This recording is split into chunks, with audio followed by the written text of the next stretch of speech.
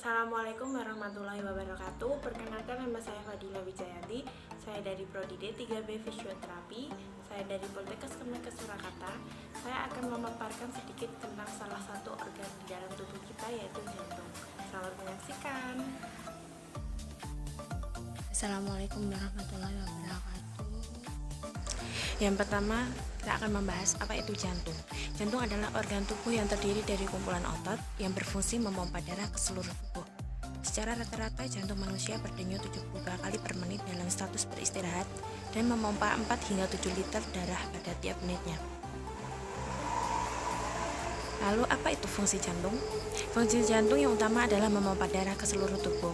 Sebagai alat transportasi dalam tubuh, darah bertugas membawa nutrisi dan oksigen yang dibutuhkan oleh organ-organ tubuh, sekaligus mengangkut zat-zat sisa. Jantung dan pembuluh darah membentuk sistem kardiovaskular untuk memastikan kelangsungan hidup kita. Jantung terletak di rongga dada bagian kiri, tepatnya di tengah paru-paru, di mana bagian atasnya tumpul disebut dengan basis cordis yang menghadap ke arah kanan sebelah atas, dan di sebelah bawah agak runcing yang disebut apikordis menghadap pada pelvis kiri. Besar jantung sama dengan besar kepala tangan pemiliknya. Pada orang dewasa, rata-rata panjangnya 12 cm dan lebarnya 9 cm. Berat jantung sekitar 310 gram pada laki-laki dan 250 gram pada perempuan.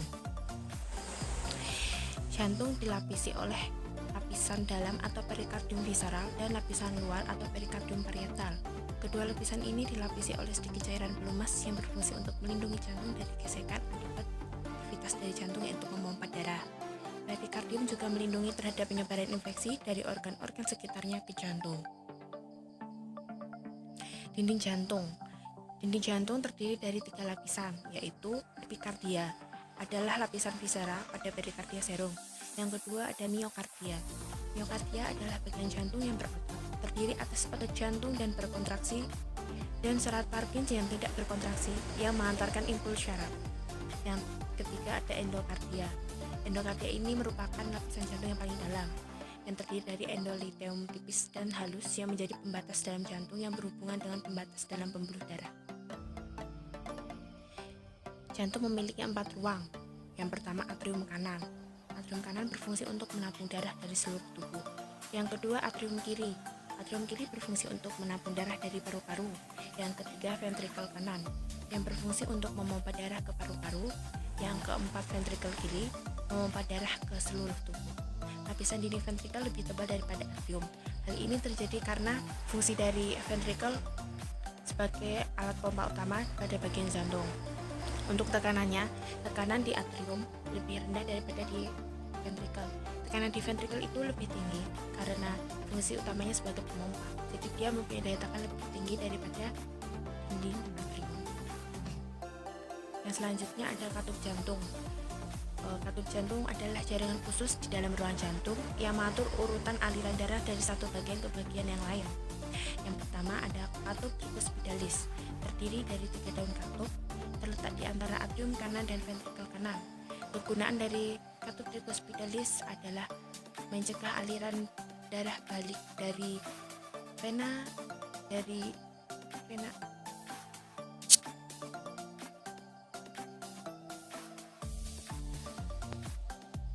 Yang pertama ada katup tricuspidalis, terdiri dari 3 daun katup, terletak di antara atrium kanan dan ventrikel kanan.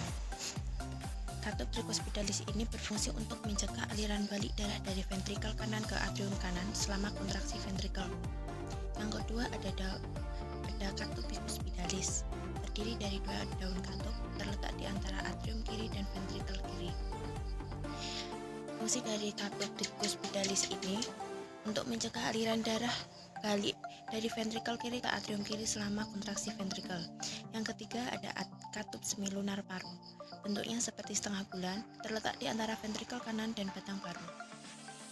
Fungsi dari katup semilunar paru ini adalah untuk mencegah aliran balik darah dari trunkus paru ke ventrikel kanan selama ventrikel berelaksasi. Yang terakhir ada katup semilunar aorta. Bentuknya seperti setengah bulan, terletak di antara ventrikel kiri dengan aorta. Berfungsi untuk mencegah aliran balik darah dari aorta ke ventrikel kiri selama kontraksi ventrikel. Yang selanjutnya adalah otot jantung. Otot jantung disebut juga miokardium. Ciri-ciri dari otot-otot jantung yaitu 1. Bentuknya yang memanjang. 2. Mempunyai inti sel yang berada di tengah. 3. Cara kerja otot jantung ini berada di luar kesadaran. 4. Memiliki serat yang bercabang-cabang. 5. Mempunyai diskusi interkalaris atau pembatas antara sarkomer. Fungsi dari otot jantung yaitu 1. Membantu memompa darah ke seluruh tubuh. 2. Membersihkan tubuh dari hasil metabolisme. 3. Menunjang kerja dari organ jantung. 4. Sel-sel pada jantung membantu dalam kontraksi sel lainnya. Sistem kerja jantung. Yang pertama, otomasiti. Jantung dipersarafi oleh saraf utama simpatis dan parasimpatis. Simpatis untuk meningkatkan heart rate dan parasimpatis untuk menurunkan heart rate. Yang kedua, konduktiviti. Sinoatrial node atau SA node merupakan pacemaker jantung alami, memberikan automatik atau intrinsic rate jantung.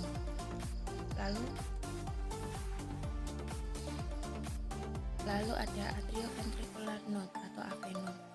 AV node ini suatu berkas kecil sel-sel jantung khusus yang terdapat pada dasar atrium kanan septum di atas pertemuan atrium dan ventrikel. Atrium AV node ini dia itu yang bakal gantiin kerja SA node jika mengalami gangguan. Terus ada bundle of His atau bekas His, satu jarak sel-sel khusus yang berasal dari nodus AV dan masuk ke septum antarventrikel. Dan terakhir ada serat Purkinje, serat-serat halus terminal yang menjulur ke seluruh myokardium ventrikel seperti ramifikal dari suatu cabang pohon. Terus sistem kerja jantung yang ketiga ada kontraktiliti. Adanya proses kompresi yang dibantu oleh otot-otot jantung akan menghasilkan daya pompa jantung untuk mengalirkan darah. Bunyi jantung. Biasa orang tuh menganggap bunyi jantung itu dak duk dak. Ternyata bunyi jantung itu dup dup dapat didengar melalui stetoskop. Loop mengacu pada saat katup AV menutup dan dup mengacu pada saat katup sebenar menutup. Persyaratan jantung. Jantung diatur oleh dua cabang syaraf, yaitu sistem saraf otomatis simpatis atau adrenergik dan parasimpatis atau kolinergik. Yang pertama, sistem saraf simpatis terletak di depan kolumna vertebrata dan berhubungan dengan bersambung dengan sumsum tulang belakang melalui saraf-saraf. Yang kedua, sistem saraf parasimpatis bekerja sebaliknya untuk memperlambat jantung. Salah satu dari sistem saraf parasimpatis adalah saraf vagus atau saraf kranial ke-10, membawa impuls yang memperlambat denyut jantung atau heart rate dan konduksi impuls melewati nodus AV dan ventrikel. Rangsangan pada sistem ini mensekresikan senyawa kimia asetilkolin yang memperlambat denyut jantung. Yang berikutnya adalah siklus jantung.